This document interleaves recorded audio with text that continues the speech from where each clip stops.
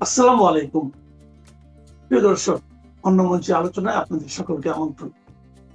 আরেকটা প্রসঙ্গে আসি, সেটা হলো ভারতের জাতীয় নিরাপত্তা উপদেষ্টা অজিত দোভালের সাথে টানা 2 দিন বৈঠক করলেন মার্কিন রাষ্ট্রদূত, ওই যে দক্ষিণ ও মধ্য এশিয়া বিষয়ক বিশেষ দূত সার্জিও গোর।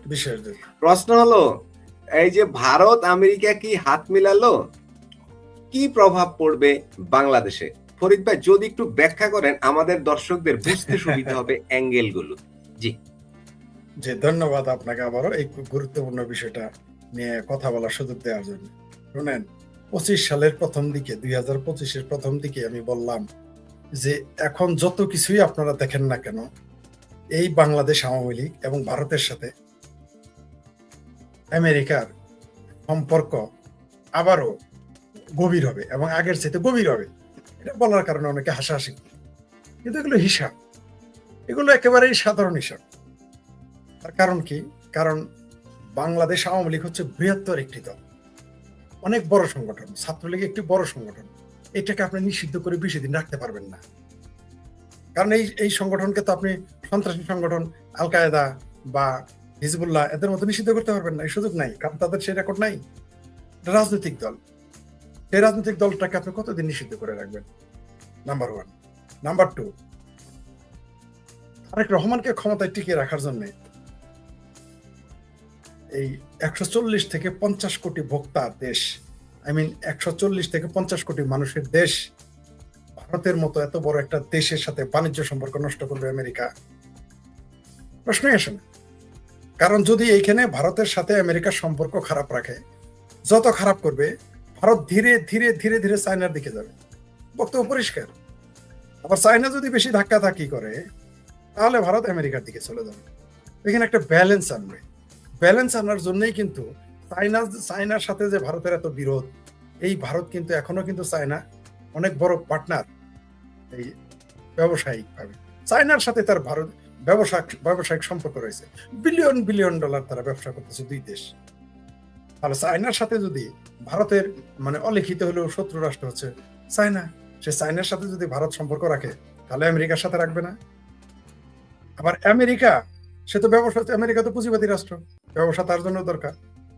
তাহলে সে কি চাইবে যে রাশিয়ার ভারত কেন্দ্রিক, রাশিয়ার চায়না কেন্দ্রিক হয়ে থাকুক ভারত? এত বড় মার্কেট, এত বড় দেশ, সুযোগ হাতছাড়া হয়ে যাবে আমেরিকার কাছ থেকে? আমেরিকা তা চাইবে না। এখানে 2-2 4। তাহলে আমেরিকা কি করবে? ভারতের মার্কেটটা চাইবে। সোজা কথা, 2টা কারণে চাইবে। একটা হলো তার নিজের দেশের ব্যবসার জন্য, আরেকটা হলো ভারত যাতে চায়না মুখী না হয় সেই কারণ। আরেকটা কারণ হচ্ছে যে চায়না যাতে এককভাবে ব্যবসা না করতে পারে ভারত, তার জন্য এখানে আমেরিকা অবশ্যই আসবে, সম্পর্ক স্থাপন করবে। আর আমেরিকার সাথে যখন ভারতের সম্পর্ক স্থাপন হবে, পুনঃস্থাপন হবে, তখন সঙ্গত কারণেই ভারত শেখ হাসিনা প্রসঙ্গ আনবে, সোজা হিসাব। তখন আমেরিকাকে বলবে ভারত যে আর দিল্লির চোখে যেন আওয়ামী লীগ এবং শেখ হাসিনাকে এবং বাংলাদেশকে দেখা হয়, যেটা রাশিয়া বহু আগে বলে ফেলেছে। রাশিয়াকে যখন প্রশ্ন করা হলো যে বাংলাদেশ সম্পর্কে তাদের প্রতিক্রিয়া কি, 2019 নাকি 20 সালে এই ধরনের কথা হয়েছিল, তখন রাশিয়া কি বলেছিল? যে আমরা ভারতের চোখে, দিল্লির চোখে বাংলাদেশকে দেখি। অত পরিষ্কার। তো এখনো তো আমেরিকার দশা তাই হবে, তাকে দিল্লির চোখে বাংলাদেশকে দেখতে হবে। আমেরিকার যা করা, যে সর্বনাশ বাংলাদেশে করার তা করে ফেলেছে, চুক্তি তারা করে ফেলেছে, আপনি তো এই চুক্তি বাতিল করতে পারবেন না। আর এই চুক্তি যদি আওয়ামী লীগ সরকার ধরেন ক্ষমতায় আনলো, আওয়ামী লীগকে বসাইলো, আওয়ামী লীগ এই চুক্তি বাতিল করলো না, কি করতে পারবে এরা? কারণ চুক্তি তো সাইন তো জামাত করে এসেছে, সাইন তো আমার ভাবির পোলারা করে এসেছে, সাইন তো এনজিও গ্রাম সরকার, আদম ব্যাপারী সরকার করে এসেছে, সাইন তো জামাত বিএনপি সবাই করেছে। আপনি তো তখন আওয়ামী লীগকে দুষতে পারবেন না। যা করার তা তো আমেরিকা করে ফেলেছে। তাদের এইখানে শেখ হাসিনার রিজিম উল্টানোর কথা ছিল, তারা উল্টিয়েছে। এখন আবার যদি বসিয়ে দেয়, শেখ হাসিনার সরকার বা আওয়ামী লীগের সরকার পুনর্স্থাপন হলে এই চুক্তি তো বাতিল করবে না, মনে করেন করবে না, ধরে নিলাম, যদি করার সম্ভাবনা আছে, কিন্তু ধরে নিলাম ক্ষমতার সাথে তারা করবে না, কেউ কিছু করতে পারবে না। তো আমেরিকার সঙ্গত কারণে এখন ভারতের সাথে তারা একটা বোঝাপড়ার মধ্যে থাকবে, গিভ অ্যান্ড টেকের মধ্যে থাকবে। তো এটা পরিষ্কার, গিভ অ্যান্ড টেকের মধ্যে গেলে নিঃসন্দেহে আওয়ামী লীগের ব্যাপারে অবশ্যই ভারত কথা বলবে। বাংলাদেশ এক পৃথিবীতে একমাত্র রাশিয়া আর ভারত, তারা কখনো বন্ধুর সাথে বেইমানি করে নাই। আপনি দেখেন, রাশিয়ার যারা বন্ধু সবসময় তার পাশে থেকেছে, ভারতও যাকে বন্ধু মনে করে সবসময় তার পাশে থেকে। ঠিক আছে। এই যে রাশিয়ার ব্যাপারে ভারতকে এত প্রেসার দিল আমেরিকা, কত রকম প্রেসার দিল, শেষ মুহূর্তে তেলচোরা পার্টি লাগাই দিল, যখন কোনো আন্দোলন কোলাইলো না, যখন অখিলেশ যাদব, তৃণমূল, তারপর কংগ্রেস এদের দিয়ে কিছুই করতে পারলো না, পাঞ্জাবের কৃষকদের দিয়ে আন্দোলন করে কাজ করাইতে পারলো না, মুসলমানদের দিয়ে কিছু করাইতে পারলো না, তারপরে তেলচোরা পার্টি নামাই দিল কয়েকদিন আগে, তাও কাজ হইল না, বুমেরাং হয়ে গেল। এখন কি করবে? তাদের আলোচনার মাঝখানে আসতেই হবে। তখন সঙ্গত কারণেই বাংলাদেশ নিয়ে কথা উঠবে। ভারত যেহেতু পরীক্ষিত বন্ধু, বাংলাদেশেরও পরীক্ষিত বন্ধু, আওয়ামী লীগেরও পরীক্ষিত বন্ধু, তো সঙ্গত কারণেই বোঝাই যাচ্ছে তার স্বার্থে কাজ করবে। যেমন রাশিয়া ভারতের পক্ষে কাজ করেছে, ভারত ও রাশিয়ার পক্ষে এত চাপ দেওয়ার পরেও রাশিয়ার বিরুদ্ধে টু শব্দটি একটা বাক্য তারা কোনোদিন ব্যবহার করে না। অনেক ঝুঁকি নিয়েছে, কিন্তু শেখ হাসিনার ব্যাপারে, শেখ হাসিনাকে আশ্রয় দেওয়ার কারণে, তাকে অতিথি হিসেবে রাখার কারণে বাংলাদেশ থেকে যেই ধরনের বাজে কথা ভারতের সম্পর্কে, ভারত সম্পর্কে বলা হয়েছে, তারপরে ভারত চুপ, কারণ তারা বন্ধুকে রক্ষার্থে যা করতে হয় তারা তা করবে এবং করতেছে, যেমন রাশিয়া করে। তো এখন ভারত বাংলাদেশ প্রসঙ্গে আমেরিকাকে একটা সমঝোতার মধ্যে আসবে। সেটা অনেক কিছুই করতে পারে। সেটা হতে পারে আওয়ামী লীগের উপর নিষিদ্ধতা তুলে নেওয়া, শেখ হাসিনাকে গতানুগতিক রাজনীতি করতে দেওয়া, অথবা সরাসরি আন্দোলন, আবার নতুন কোন আন্দোলন, নতুন কোন জেনজি আন্দোলনও ঘটে যেতে পারে, অথবা বাংলাদেশে এই মুহূর্তে একটা স্যাবোটাজ ঘটিয়ে সামরিক সরকার এনে আবার একটা মধ্যবর্তী নির্বাচন আসতে পারে, বহুবিধ কিছু করতে পারে, আমরা এখনো জানি না। ওই যে বললেন যে সার্জিও গোর আসার পরেই তারপরে দেখলাম রয়ের প্রধান আসলো, রয়ের প্রধান আসা এটা কিন্তু চারটিখানি ব্যাপার না। এবং তারপরেই দেখলাম যে এই যে জঙ্গি ঠঙ্গি ধরা শুরু করে দিয়েছে, শুনলাম আলোচনা শুরু করেছে, বাংলাদেশে জঙ্গিবাদ আছে। ফরিদ ভাই, একটু আরেকটা ইনফরমেশন দেই, আপনার কাছে অবশ্যই ব্যাপারে ইনফরমেশন আছে, আমি যা স্মরণ করিয়ে দিচ্ছি সেটা হলো মার্কিন দূত সার্জিও গোর এবং অজিত দোভালের মধ্যে যে বিষয়গুলো নিয়ে কথা, তার মধ্যে একটা অন্যতম বিষয় ছিল দক্ষিণ এশিয়ার নিরাপত্তা ইস্যু। দক্ষিণ এশিয়ার নিরাপত্তা ইস্যুতে আমেরিকা এবং ভারত এক পরস্পর হাত মিলিয়েছে, অনেকটা তারা একমত হয়ে গেছে যে এই অঞ্চলের নিরাপত্তা ইস্যুটা তারা দেখবে মানে ভারত দেখবে। যদি ভারত এইভাবে দক্ষিণ এশিয়ার নিরাপত্তার ইস্যুটা ভারতই দেখে, তাহলে তো সেই যেই লাউ সেই কদু, সেই ভারতের চোখেই তো এই বাংলাদেশকে দেখবে মার্কিন যুক্তরাষ্ট্র। আসলে কি বিষয়টা কি এদিকে যাচ্ছে ফরিদ ভাই? নিঃসন্দেহে আমেরিকা এই মুহূর্তে তার রিজিম পাল্টানোর জন্য বাংলাদেশের মৌলবাদী শক্তিকে ব্যবহার করেছে। বাংলাদেশের বামপন্থী, মৌলবাদী, দক্ষিণপন্থী, আধা ডানপন্থী এবং বাংলাদেশ সেনাবাহিনীকে ব্যবহার করে রিজিমটা পাল্টে দিয়েছে। কারণ যেহেতু বাংলাদেশ আওয়ামী লীগ সরকার কথা শুনে নাই, তার সাথে বুঝাই দিল যে আমার কত শক্তি দেখো, তার কাজ তো শেষ। এখন আমেরিকা তো ভালোভাবে বুঝতে পেরেছে যে তারেক রহমানকে, জামাতকে ক্ষমতায় বসালে এই উপমহাদেশে মৌলবাদ বেড়ে যাবে, এবং অলরেডি বেড়ে গেছে। তার সিমটম আপনি দেখতে পাচ্ছেন যে আমাদের সেনাপ্রধান দাঁড়িয়ে রাখলো, তারপরে ওইখানে চার ব্যাটালিয়নের নাম রাখলো, 4 খলিফার নামে।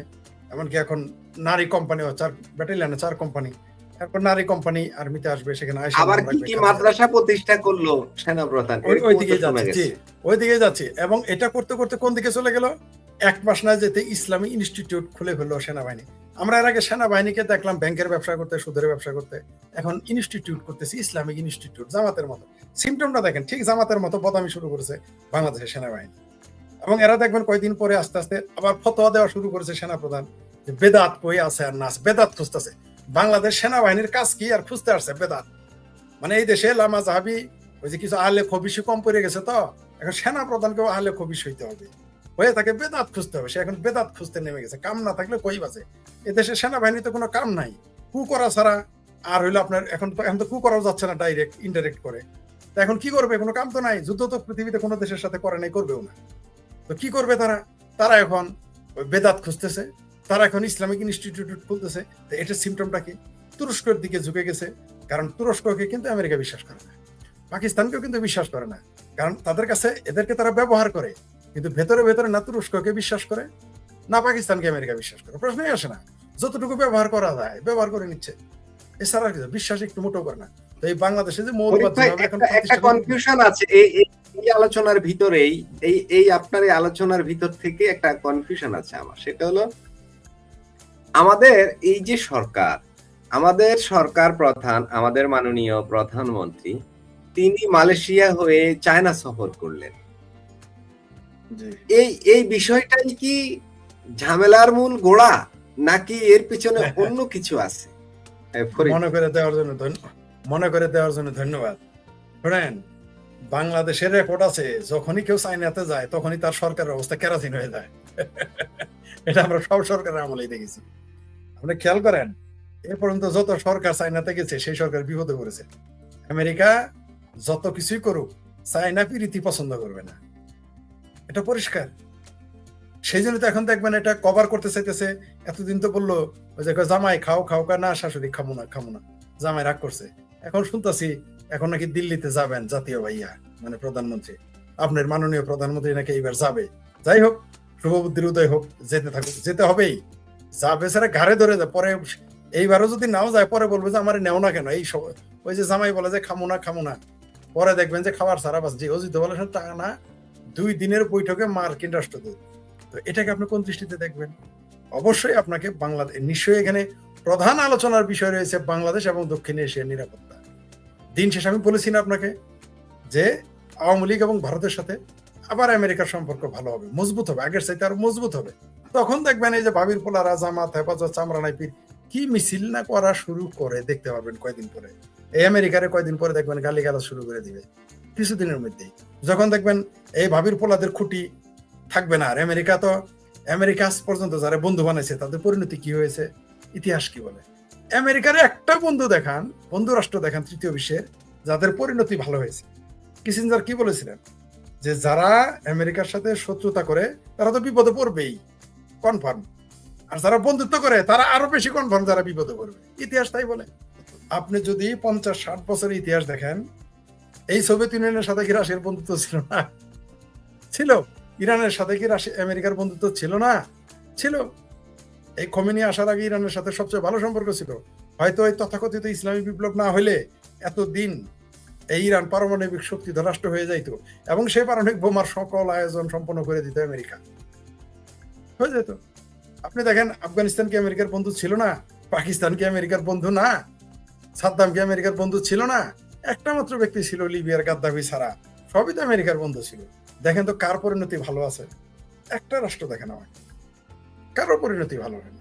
তো আজকে যারা আমেরিকার ফাঁদে পা দিয়ে নিজেদের সর্বা, নিজেদের খোদা, আল্লাহ, গড, ভগবান মনে করতেছে বাংলাদেশে, এদের পরিণতি দেখতে পারবেন। এরা রাস্তাঘাটে পড়ে থাকবে, এদের এদের এদের কবর দেওয়ার লোক থাকবে না, এদের কাঁধে তুলে নিয়ে কবর দেওয়ার লোক থাকবে না। আজকে যারা বাংলাদেশে আমেরিকার দালালি করেছিল, যে রিজিম যাদের কথা গোলামি করে রিজিম চেঞ্জ করেছে, এই তো এখন তো সব শেষ। আচ্ছা ধরেন আপনার সাথে আমার বিরোধ হলো এই গ্লাসটা নিয়ে, আপনার সাথে আমার শত্রুতা। আমি যদি বলি ঠিক আছে গ্লাস আগে না করছি, এখন আপনাকে দিয়ে দিব, তাহলে তো আপনার সাথে আমার যুদ্ধ শেষ। তাহলে আপনি যাদের যে গোলাম দিয়ে আমার বিরোধিতা করালেন তাদের পরিণতি কি হবে? তাদের পরিণতিটা কি হবে? এখন তাদের পরিণতি তাই হবে, কারণ বাংলাদেশে আওয়ামী লীগের তো বিকল্প নাই। এই বাংলাদেশে আওয়ামী লীগের মতো একটি বড় দল তো নাই। আপনি তার উপরে ভরসা করবেন? জামাত যে 70-77টা আসন পেয়েছে, এটা যে অনুরোধের আসরের, এটা কে না জানে? 7টা আসনই তো তারা পাবে না। এই ফরিদ ভাই, আপনার আলোচনায় একটা কথা তো বললেন, আমি আসলে ওইটা থেকে আরেকটু ইয়ে করার কথা ছিল, আমি ভুলে গেছি।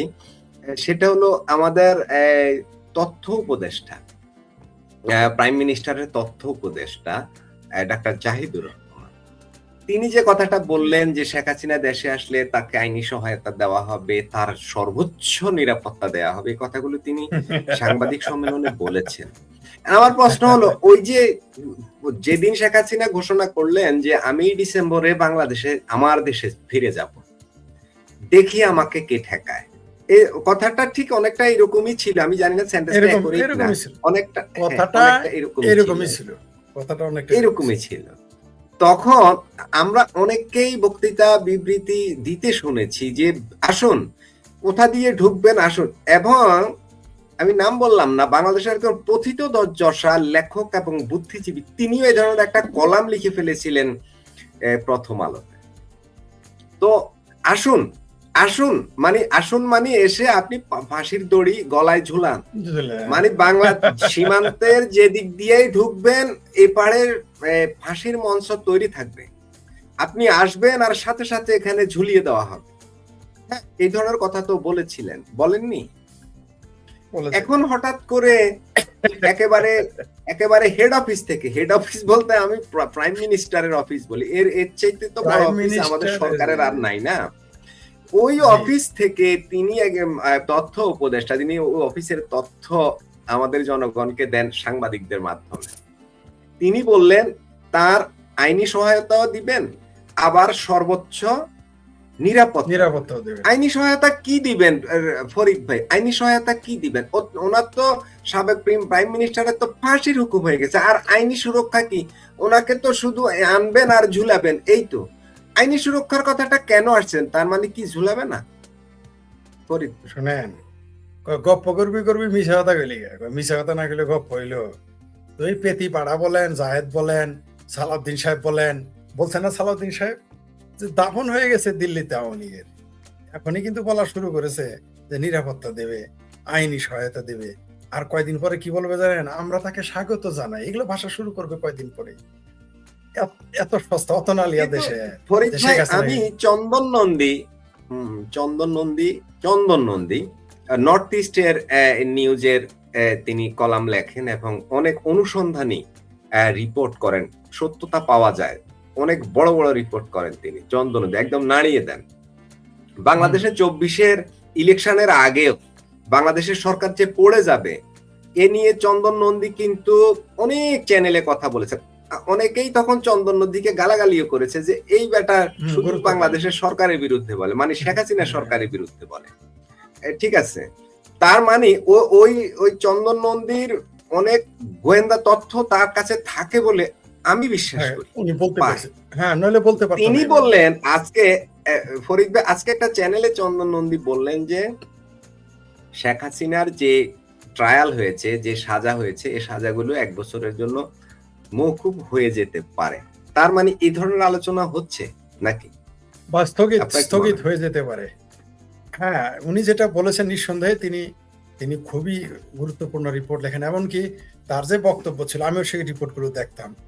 আমি তখন বলতাম হয়তো ওভার কনফিডেন্টের কারণে এই সরকারের পতন করতে পারে। আমিও তখন তার সাথে ওইভাবে একমত না হলে আমি আওয়ামী লীগের নেতাদের বলতাম, বিএনপির নেতাদের বলতাম যে আওয়ামী লীগের যেহেতু তারা ধরেই নিয়েছে 5 বছর আর ক্ষমতায় থাকবে, এই ওভার কনফিডেন্টে তাদের পতন ঘটলেও ঘটতে পারে, এইভাবে বলতাম। আর একটা জিনিস, রাশিয়া থেকে একটা নিউজ হয়েছিল যেটা আমরা কেউ প্রথমে গুরুত্ব দেই নাই, যে 6 মাস আগে, এই সরকার গঠনেরও 6 মাস আগে, যে মানে অর্থাৎ আওয়ামী লীগ সরকারকে যে ফেলে দেবে, এটা রাশিয়া থেকে প্রথম প্রকাশিত হয়েছে। আমরা দেখলাম এই ত্রিপুরার সাংবাদিকের কথাই সত্য হলো এবং রাশিয়ার কথাই সত্য হলো। আর আপনি যেটা বললেন যে উনি যেটা, আমার কাছে যে তথ্য আছে, আমার কাছে যেটা আমি যতদূর জানি যে এখানে আওয়ামী লীগের যে নিষিদ্ধতা সেটা উঠিয়ে নিবে, স্বাভাবিক রাজনীতি করার সুযোগ দিবে বাংলাদেশ আওয়ামী লীগকে, এটা আলোচনা হচ্ছে। আর আপনার শেখ হাসিনার যে শেখ হাসিনা সহ আর যাদের মৃত্যুদণ্ডে দেওয়া হয়েছে, এগুলো হয় রিভিউ করবে, আপিল করার সুযোগ দিবে, অথবা এটা স্থগিত করে দিবে, বাতিল করবেন, আপিল করার সুযোগ দিবে অথবা স্থগিত করে দিবে, এরকম আলোচনা হচ্ছে। কিন্তু আমার মনে হয় মানে বিষয়টা এরকম যে পানি আমি আসতে দিলাম, একটা বাঁধ কেটে দিলাম, একটা ড্রেন কাটলাম, বা একটা যেটা ড্যাম বানাইলাম, পানি যেন আস্তে আস্তে আসে। শেখ হাসিনা তো আসবেন লাভের মতো, বানের মতো। তো আপনি তো ড্রেন বানাইছেন বা ড্যাম বানাইছেন, শেখ হাসিনা যখন আসবে দেশে তো বন্যা হয়ে যাবে, তো ওগুলো তখন আপনার কিছু কুলাবে না। তখন ওই যে কোথাকার কোন চুক্তি ফুক্তি এগুলো কোথায় উড়ে যাবে। কারণ শেখ হাসিনা বাংলাদেশের ঢাকা রাজধানীতে তার কদম পড়ার পরে কি যে ঘটবে এটা আমরা কেউই অনুমান করতে পারি। আমরা বলতে পারি যে এটা ঘটবে, এটা দেখবেন যে আমরা যা কল্পনা করতেছি তার চেয়ে ভয়াবহ কিছু ঘটবে।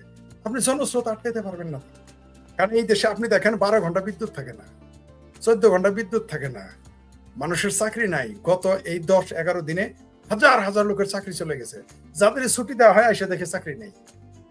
গার্মেন্টস রপ্তানিতে তলানিতে আসছে আস্তে আস্তে, কোনো 1 পয়সা বিনিয়োগ নাই।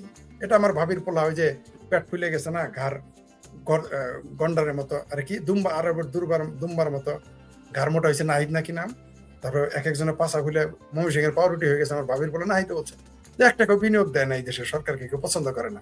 এই কথা আমরা বলেছি বলে আমাদের কি গালাগালি না করলো বিএনপি, জামাত, হেফাজত, এমনকি আমার এই ভাবির বলারা, এরাও গালাগালি করছে আমাদের। আমরা যখন বললাম এই সরকারের উপরে কেউ বিনিয়োগ করবে না, যেমন ইউনুসের বেলায় করে, হাই রে গালাগালি। এখন থেকে আমার ভাবির বলারাও ওগুলো বলা শুরু করেছে। তো যেটা বলতে চাই, এইখানে যেহেতু বিনিয়োগ নাই, চাকরি নাই, ব্যবসা নাই, ব্যাংক থেকে কেউ লোন নিচ্ছে না। আপনি টাকা ভাই আপনি যেভাবে বলছেন মনে হচ্ছে বাংলাদেশটা হ্যাং হয়ে গেছে, মোবাইল বা আমাদের ল্যাপটপ কম্পিউটার যেভাবে হ্যাং হয়, উদাহরণটা বাংলাদেশে হ্যাং হয়ে গেছে যে বিনিয়োগ নাই, উন্নয়ন নাই। জি হ্যাঁ হ্যাঁ, আপনার উদাহরণটা চমৎকার, যে আপনি যদি একটা স্মার্টফোন হিসেবে মোবাইলটা হ্যাং হয়ে গেছে, অর্থাৎ মোবাইলটা ঠিকই আছে, এভরিথিং ইজ ফাইন, কিন্তু মোবাইলটা কাজ করতেছে না, সব দেখা যাচ্ছে খুব ভালো। আপনি একটা আইফোন রেখেছেন, আপনার আইফোনটা হ্যাং হয়ে গেল, বিষয়টা এরকম। বা আপনি একটা অন্য ফোন রেখেছেন, হ্যাং হয়ে গেছে।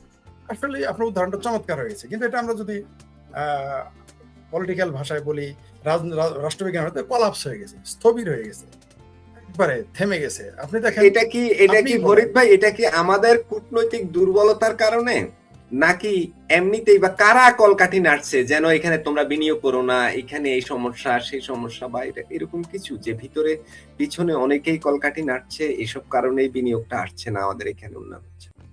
আমি তা মনে করি না। আমিও যদি আমাকে সরকারে রাখা হয়, যদি বিনিয়োগ বন্ধ থাকে, আমি মনে করব সরকারের দোষ। আমিও যদি সরকারে থাকি, কারণ আপনি যদি আইন শৃঙ্খলা ঠিক রাখেন, আপনি যদি ব্যবসায়িকদের জন্য মানে একটা স্বাভাবিক পরিবেশ রাখেন, দেশে যদি চাঁদাবাজি না থাকে, আপনার বিনিয়োগ ফেরত পাবেন এই নিশ্চয়তা থাকে, তাহলে কেন বিনিয়োগ আসবে না? বিনিয়োগের ধর্ম তো বিনিয়োগ আসবেই। যার টাকা আছে, যেমন আপনি দেখবেন, আমাকে তো কেউ সুদে টাকা দিবে না। আমি একবার 15 লক্ষ টাকা নিতে গিয়েছিলাম, বাবা রে বাবা, 1 বছর দৌড়াইতে হয়েছে, কত রকম মর্টগেজ দিয়ে যে নিতে হয়েছে কল্পনা করতে পারবেন না। কেন দেয় নাই? কারণ জানে ফরিদের কাছে যে টাকা দেবে, টাকা রিটার্ন আসবে কিভাবে? যতই আপনি জমি বন্ধক দেন, যতই আপনি অন্য কোনো অস্থাবর সম্পদ বন্ধক দেন, স্থাবর সম্পত্তি বন্ধক দেন, বা আপনার যানবাহন বন্ধক দেন, বা ফ্ল্যাট বন্ধক দেন, গাড়ি বন্ধক দেন, কিন্তু আপনাকে যে খুঁজেই যদি পাওয়া যায়, টাকা পয়সা কোথায় পাবে? তো বিনিয়োগে সে রিটার্নের নিশ্চয়তা পায় নাই। কিন্তু সুদখোরের মানে খেলাপি হয়ে যাওয়ার সম্ভাবনা, ঝুঁকি থাকে। হ্যাঁ, তো এই মানুষটাকে তো কেউ টাকা দিবে না। আমি আপনাকে বলি, আমি যদি এখন 10 কোটি টাকার সম্পত্তি বন্ধক রাখি, আপনি নিশ্চিত থাকেন কোনো ব্যাংকও আমাকে টাকা দিবে না, ব্যক্তিও আমাকে টাকা দিবে না। কেন দিবে না? কারণ জানে যে আমার জীবনটা অনিশ্চিত। কিন্তু আমি যখন স্বাভাবিকভাবে দেশে থাকতে পারবো, আত্মগোপনে থাকতে হবে না, তখন কিন্তু আমি 2 কোটি টাকা মর্টগেজ দিয়ে 5 কোটি টাকার লোন আমি পাবো। কারণ ব্যাংক তখন দেখবে যে এই লোকটা দেওয়া যায়, অন্তত টাকাটা খুঁজে পাওয়া যাবে। তো এই দেশের অবস্থা তাই। এখানে কোনো সন্দেহ নাই, কোনো দেশ ষড়যন্ত্র করতে পারে, কিন্তু এটা কোনো কাজ করবে না। বিনিয়োগের ধর্ম কি? পানির ধর্ম কি? সে নিচে নামবে। আপনি ড্রেন করে দেন, ড্রেন কেটে দেন, পানি চলে আসবে। অর্থাৎ আপনি বিনিয়োগের পরিবেশ সৃষ্টি করলে আপনাকে আশিক ফাশিক চৌধুরীদের ডাকতে হবে না। আমি শেখ ফরিদ বললাম যে আমার মতো শেখ ফরিদ হাজার হাজার কোটি টাকা বিনিয়োগ আনার মতো যোগ্যতা এখন, ক্ষমতা এখন রাখি। ফরিদ ভাই, তাহলে আপনাকে একটু থামাতে হয়। চায়না তো আমাদের এখানে বিনিয়োগ করতে চেয়েছে, যেমন তিস্তা করতে চেয়েছে, আমাদের মংলায় করতে চেয়েছে, আমাদের এই দিক করবে না অনেক বিনিয়োগ তো করতে চেয়েছিল, হচ্ছে না কেন? এইটার একটা উদাহরণ দেই। আমার একজন খুব ঘনিষ্ঠ লোক ছিলেন, তখন টাকা হলার দরকার পড়তো, আমারে পাঠাইতো, বলতো যে ফরিদ তুমি একটু যাও, ওকে কিছু টাকা হলা দেন, আমার 50,000 টাকা হলা দেন। আমি বললাম আপনি জান না কেন? আমারে দিবে না। আপনারই লোক, আপনারে দিবে না, আমারে দিবে কেন? আমার কথা তো ঠিক নাই, আমার সাথে খাতি বুঝেন, মানে আমি আপনার বন্ধুর কাছ থেকে টাকা এনে আপনারা দেই। তখন আপনার বন্ধু জিজ্ঞেস করে, ফরিদের কি টাকা দেওয়া যাবে? না, ছেলেটা ভালো, দিয়েন। আমি নিয়ে কিন্তু আপনারাই দিতেছি। বিষয়টা এরকম। তো চীন যত খাতিরই থাক, চীন তো জানে বাংলাদেশ দেউলিয়া হতে যাচ্ছে। যে রুগী মারা যাইতেছে সেই রুগীর সব ডাক্তার তো ওষুধ দেয় না, কবিরাজের কাছে পাঠায় দেয়। কি বলে, ভালো মন্দ খাওয়ান, ডাক্তার কি ওষুধ দেয়? যে রুগী যার ক্যান্সার হয়েছে, সেটা 4th লেভেল, লিভার, কারো যদি লিভার সিরোসিস হয় বা ক্যান্সার হয়, সেটা যদি 3rd লেভেল পার হয়ে যায়, রোগী ডাক্তার তার ওষুধ দেয় না। এমনকি তারা চিকিৎসা করে না পৃথিবীর কোনো হাসপাতাল। আমি নিজে জানি, আমি 3rd লেভেল পার হয়ে যাওয়া হাসপাতালের যখন রুগীদের নিয়ে যেতাম, আমাকে ডাক্তার গালাগালি করতো, একটা বিশ্রী ভাষায় গালাগালি করতো। আমি বললাম যে আমি বাধ্য হয়েছি তাকে আনতে। রুগী বলছে, প্লিজ, বলে যে ফাজলামি করো, তুমি জানো না যে রুগী মারা যাবে? তুমি কেন নিয়ে আসছো এখানে? এই লোকের পয়সা খরচ করো, মানে ডাক্তার চিকিৎসা পর্যন্ত করে। আমাকে রুগীকে গালি দিত না, অ্যাটেন্ডেন্ট তো গালি দিত না, বলতো যে কে পাঠাইছে, যে শেখ ফরিদ পাঠাইছে, যে স্যার একটু ফরিদ পাঠাইছে চিকিৎসা, আমার ডাইকে নিয়ে আমার বিমান ভাড়া দেওয়া নিয়ে যাইতো, এই তুমি পাঠাইছো, আর আমার তো হয় বলতেই হবে। তারা ভাবছে যে ফরিদের নামটা বললে চিকিৎসাটা ভালো হবে। মনে করেন ভারতের কোনো বড় বড় হসপিটালে গেলে যে ডাক্তারের কাছে বল, আমার ডাইকে নিয়ে যেতে, বলতো যে তুমি যাও না, মারা যাবে, যা তা কোনো কোনো সময় তো রুগীর সামনে গালাগালি করতে পারে। তো ওইরকম পেশেন্টকে যখন চিকিৎসা দেয় না, দেউলিয়া হয়ে যাবে বা যেখানে বিনিয়োগ আসবে না, যত আমার সাথে বহু কোটিপতির সম্পর্ক আছে, আমার সবাই টাকা হলো দিবে, দিবে না। কারণ জানো যে ফরিদ তো এই ব্যবসা আমি যদি এখন কাউকে গিয়ে বলি যে আমি এখন একটা মোটর সাইকেলের ফ্যাক্টরি দিব, আমি মোটর সাইকেল উৎপাদন করবো, আমার কেউ দিবে? এখানে আমার কোনো অভিজ্ঞতা আছে? দিবে না। তার চেয়ে বড় কথা, এই দেশে তো এখন নিয়ন্ত্রণই নাই সরকারের সাথে, ফরিদ ভাই, বিনিয়োগ সেইখানে যাবে, বিনিয়োগ সেইখানে যাবে। জি ফরিদ ভাই, বাংলাদেশের সরকারি কেনাকাটার তথ্য প্রকাশ করার তাগিদ দিল যুক্তরাষ্ট্র। বাংলাদেশ কি সরকার, বাংলাদেশ কি কেনাকাটা করবে না করবে বাংলাদেশের ব্যাপার। আমরা 24-এর আগে আমরা বলছি না যে আমরা এমন দেশ যে পৃথিবীর কোন দেশ আমাদের সামনে এসে কথা বলতে পারবে না। আমরা ভারতের সাথে চোখে চোখ রেখে কথা বলবো, আমেরিকার চোখে আঙ্গুল দিয়ে গুতা দেব, এই যে আমরা বলছিলাম। এখন এই বেটা মার্কিন যুক্তরাষ্ট্র, সে বলতেছে বাংলাদেশের সরকারি কেনাকাটার তথ্য প্রকাশ করার তাগিদ দিল যুক্তরাষ্ট্র। তো ও কেন আমাদের এই তথ্য আমরা কেন তাকে দেব, কেন আমরা এটা প্রকাশ করতে যাব? ফরিদ ভাই, যে আমাদের গ্রামে একটা কথা আছে, কয় বাড়ি মন্ডলকে আমি কয়েক গ্লাস পানি দেন, কয় বাড়ির মধ্যে যেতে দেয় না। তো আমাদের এই সরকারের দশাতে, এমনি তো এটার নাম আমি মুসলেকা সরকার দেই নাই, ওই যে মুসলেকা যে দিয়ে আসছেন সেই রস এখন পড়তেছে একটু একটু করে, মুসলেকা দিয়ে আসার মজাটা এখন বুঝতেছে। বাড়ি আমার, মানে আমরা কি স্বাধীন হলাম না পরাধীন হলাম কিছু তো বুঝতে পারছি না। আমার দেশে আমি কি কেনাকাটা করব, তোমাকে তথ্য দিতে হবে কেন? বিষয়টা এরকম। এখন কি আর বলবো, মানে আরো কি বলতে বাদ আছে এখানে, যে আমরা যে পরাধীন হয়ে গেছি, এটা একটা শিশুও তো এটা বোঝে। আমার বাড়ি, আমার ঘর, আমার জমি, আমার ব্যবসা, কৈফিয়ত দেওয়ার লোক আপনার কাছে যে কয় টাকা ইনকাম হইলো না হইলো, কি কিনলাম না কিনলাম, তার মানে দোকানটা তো আমার হইলেও নিশ্চয়ই আপনার সাথে কোনো আমার চুক্তি হয়ে গেছে, তার মানে দোকান আমি 100% স্বাধীন নই। 100% না, স্বাধীনই না, পৃথিবীতে হাস্যকর ব্যাপার। মানে এর পরেও এই বিএনপি জামাত, এদের তো লজ্জা নাই আমার ভাবির পোলাদের, ন্যূনতম লজ্জা আছে। এই যে খবরটা ফটোকাটা দেখালেন, এই ফটোকাটের মাধ্যমে প্রমাণিত হয়ে গেল যে এই মুহূর্তে বাংলাদেশ সরকার একটা গোলাম সরকার, আমেরিকার গোলাম সরকার, যা পৃথিবীর ইতিহাস, বাংলাদেশ ইতিহাস আজ পর্যন্ত ঘটে নাই। অথচ সারাদিন গল্প করে আওয়ামী লীগ ভারতের কাছে দেশ বেঁচে দিছে, আওয়ামী লীগ এই দেশ গোলামি চুক্তি করছে, কিন্তু আমরা তো গোলামি চুক্তি এখন দেখতেছি আমেরিকার সাথে এরা করে আসছে, এই জামাতিরা করছে, আমার ভাবির পোলারা করেছে, বিএনপি করেছে, ইন্টারিম সরকার। আমরা আগের চুক্তিগুলোর সুফল পাচ্ছি তো, এই যে তো ভারত থেকে আমাদের জ্বালানি তেল আসতেছে পাইপলাইনের ভিতর দিয়ে, আমরা সুফল পাচ্ছি না। আদানি থেকে বিদ্যুৎ আসতেছে, এই যে আমাদের খারাপ সময় যাইতেছে, লোডশেডিং এ অতিষ্ঠ শত শত কারখানা বন্ধ হয়ে যাচ্ছে, প্রচুর মানুষের চাকরি চলে যাচ্ছে, কারণ কারখানা বন্ধ হয়ে গেলে তো মানুষের চাকরি থাকে না। তো তাহলে অনেকগুলো যে চুক্তি যেগুলো আমরা সুফল পেয়েছি। জি ফরিদ, আরেকটা প্রসঙ্গে একটু যাই, যেটা গতকাল রাত্রে একটা রুদ্ধশ্বাস ঘটনা ঘটেছে সাভারে।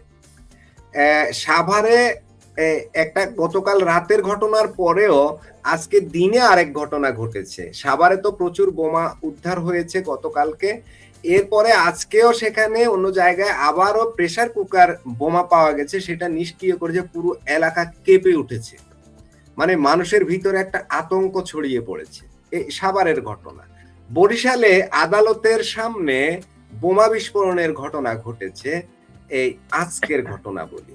এইভাবে যে পরিস্থিতি দেশের ভিতরে শুরু হয়ে গেছে, এই হঠাৎ করে এই মানে দেশটা কোন দিকে যাচ্ছে, আপনি যদি সংক্ষেপে একটু আলোচনা করেন যে আসলে পরিত্রাণ কিভাবে?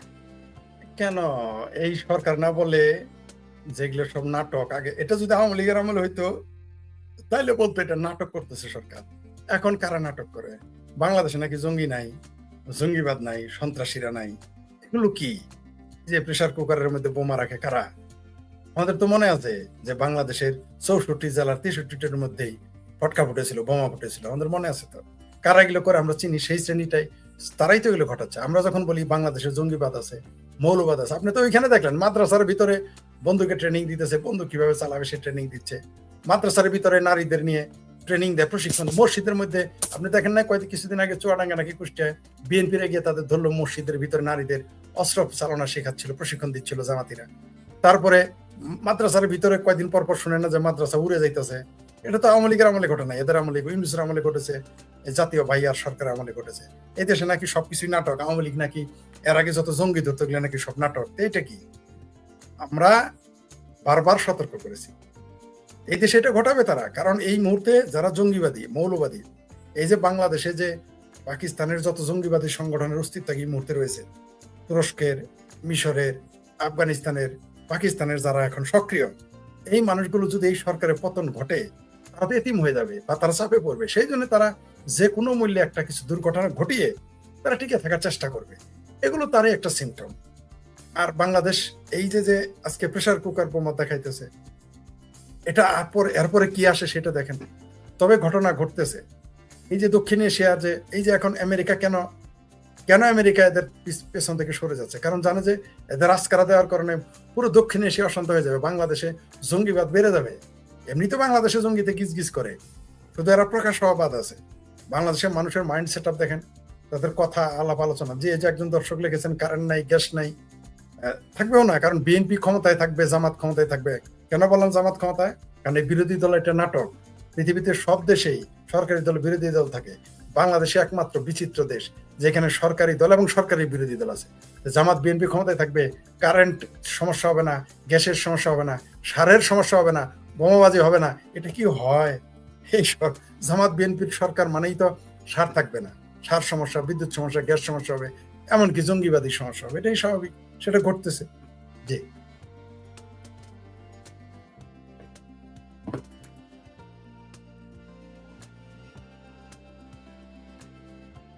আনমিউট করেন। একজন দর্শক, শেখ হাসিনা কি আসবে বাংলাদেশ? নিঃসন্দেহে শেখ হাসিনা কেন আসবে না? সিমটম বুঝতেছেন না? একদিকে তিনি ঘোষণা দিয়ে ফেলেছেন, ডিসেম্বরে ঘোষণা দিয়ে ফেলেছেন, পাশাপাশি দেখেন গত 48 ঘন্টায় সুর পাল্টে যাচ্ছে। শুধু অডিও কলেই যদি বাংলাদেশ উথল পাতাল হয়ে যায়, তাহলে ভিডিও কলে আসলে কি হবে? আর তিনি সশরীরে আসলে কি হবে? অবশ্যই তিনি আসবেন, কোনো সন্দেহ নাই। আর না আসে তো কোনো উপায় নাই। বঙ্গবন্ধু কন্যা শেখ হাসিনা যে আসবেন, এই ক্ষেত্র এই বিএনপি তৈরি করেছে, এই ক্ষেত্র জামাত তৈরি করেছে, এই ক্ষেত্রে আমার ভাবির পোলারা তৈরি করছে, এই ক্ষেত্রে জুলাই সন্ত্রাসীরা তৈরি করেছে। এই যে অনেক দর্শকই এখানে লিখতেছেন যে দেশে তেল নাই, গ্যাস নাই, বিদ্যুৎ নাই, আকাশচুম্বী জিনিসপত্রের দাম আকাশচুম্বী, চাকরি নাই, ব্যবসা বন্ধ। সারা পৃথিবীতে কিন্তু যেখানেই যা ঘটুক ধনীরা লাভবান হবে, অন্তত গরিবেরা নিষ্পেষিত হবে। বাংলাদেশ একমাত্র দেশ যেখানে ধনীরাও বিপদে, গরিবেরাও একই সাথে বিপদে। মানে অর্থনীতির সংজ্ঞা এখানে খাটে না, শোষণের সংজ্ঞা এখানে কাজ করে না। অর্থাৎ দেশটা কলাপস হয়ে যাচ্ছে। তো একটা কলাপস হওয়া দেশ, স্থবির হয়ে যাওয়া দেশ, এই দেশকে রক্ষা করতে চাইলে আপনার সরকারের পরিবর্তন তো জরুরি। তো মানুষজন অপেক্ষা করতেছে শেখ হাসিনা আসবে, এটা আওয়ামী লীগের কর্মীর চাইতে, নেতার চাইতে, বা আমরা যারা কথা বলি মুক্তিযুদ্ধের পক্ষে তাদের চাইতে সাধারণ জনগণ কামনা করতেছে যে বাংলাদেশের তেল, গ্যাস, বিদ্যুৎ, জ্বালানি, চাকরি বাকরি সমস্যা, বিনিয়োগ সমস্যা, এগুলো দূর করতে গেলে শেখ হাসিনার বিকল্প নাই। আওয়ামী লীগ সরকারের বহুবিধ সমালোচনা থাকতেই পারে, একটা রাষ্ট্রের সরকার পরিচালনা করলে তার অনেক সমালোচনা থাকে, কিন্তু দেশ পরিচালনা আওয়ামী লীগ ছাড়া যে আর হবে না। এই 4 মাসেই বিএনপিরা এটা বুঝাই দিয়েছে, জামাত বুঝাই দিয়েছে যে আওয়ামী লীগই একমাত্র দল যে এই দেশকে, দেশের অর্থনীতি ঠিক রাখতে পারবে, সচল রাখতে পারবে, স্বচ্ছ রাখতে পারবে।